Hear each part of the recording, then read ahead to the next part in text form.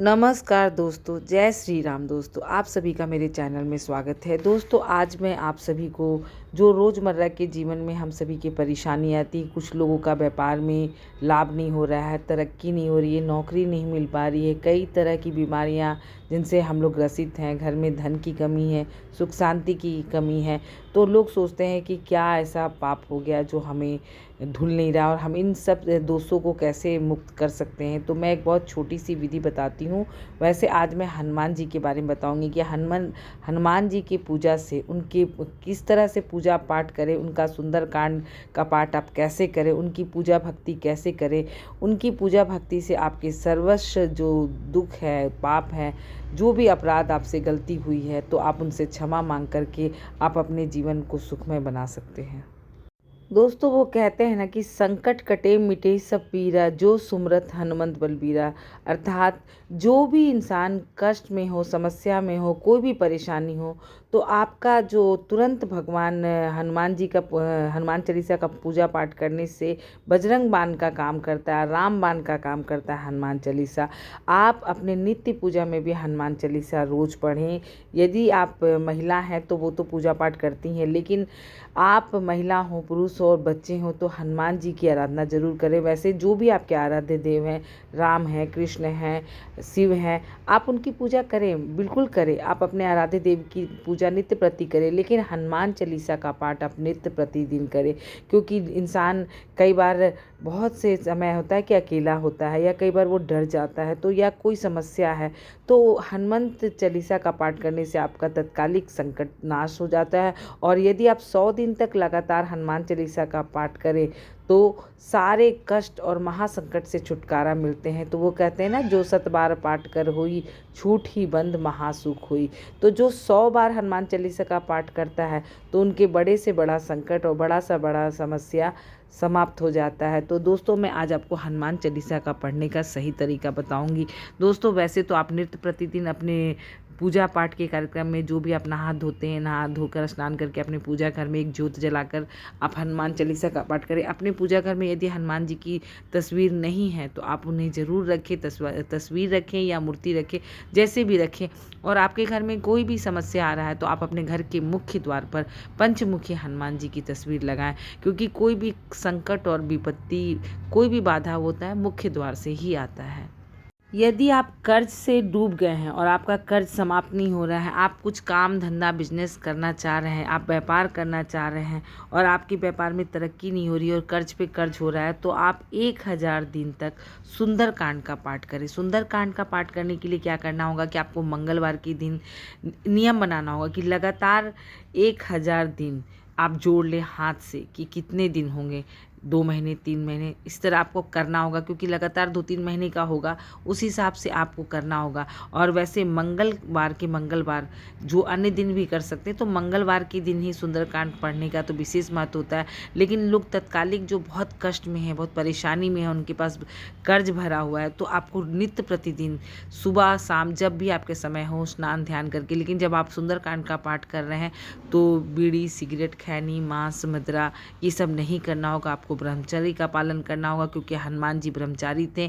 वो जैसे हैं उनको उसी रूप में पूजा करना पड़ेगा। ऐसा नहीं कि आप 1000 दिन का संकल्प ले लिए सुंदरकांड का और आप मीट मछली खा रहे हैं, आप मांस खा रहे हैं, मीट खा रहे हैं, जुआ खेल रहे हैं। ये सब गलत काम, अनैतिक काम आप ना करें।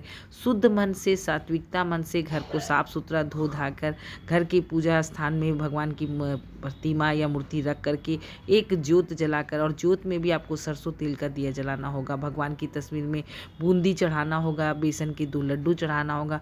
भगवान के भोग में यदि आपके पास कुछ भी नहीं है तो देसी चना और गुड़ का भी भोग लगाया जाता है, जिससे भगवान बहुत प्रसन्न होते हैं। इन सब का भोग लगाकर आप एक दीपक जलाएं और सुंदरकांड का पाठ करें। उसके बाद आप आरती करें। ऐसा 1000 दिन करने से आपको कर्ज से मुक्ति होगी और कारोबार में फ़ायदा होगा।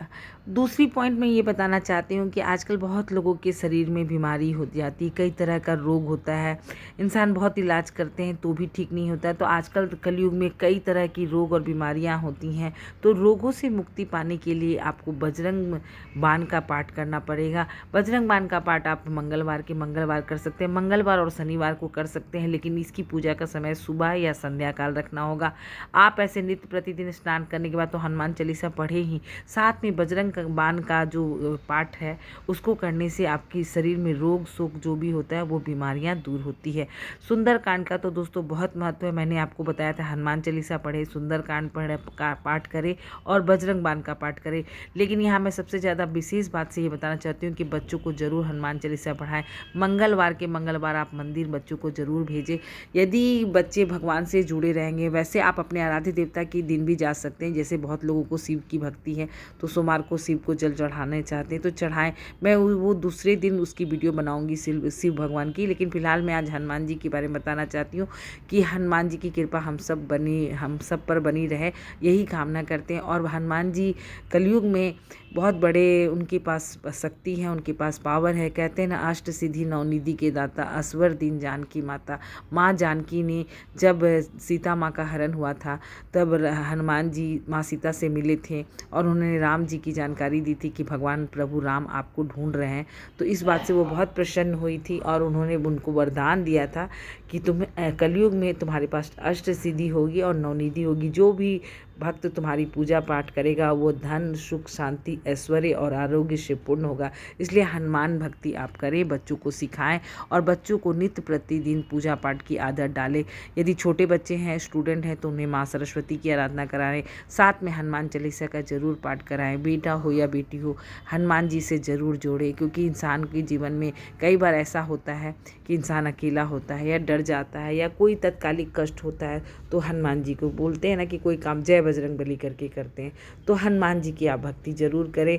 मैं आने वाले वीडियो में भी बहुत सारी बातें बताऊंगी, कुछ पूजा पाठ से रिलेटेड बताऊंगी, कुछ डेली ब्लॉग डालूंगी। तो जैसे जैसे मेरे पास वीडियो बनती जाएगी मैं आप सभी के साथ संपर्क करती रहूंगी। दोस्तों, मैं चाहती हूँ कि कुछ अच्छी जानकारी मेरी वीडियो से मिले, क्योंकि आप सभी को मेरी वीडियो में क्या पसंद आ रही है मुझे पता नहीं चल रहा है, क्योंकि आप लोग कमेंट नहीं करते। इसलिए कमेंट बॉक्स में आप जय श्री राम, जय हनुमान ज़रूर लिखें।